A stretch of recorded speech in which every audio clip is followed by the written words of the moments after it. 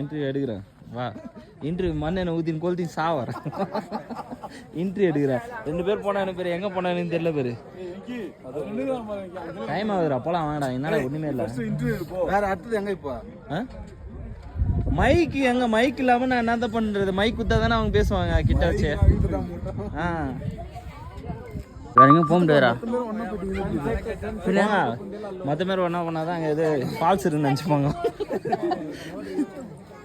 போ என்ஜாய் பண்ண போ. இல்லை கண்ணம்மா உன்ன இந்தா கிம்பில் எத்தும்போ.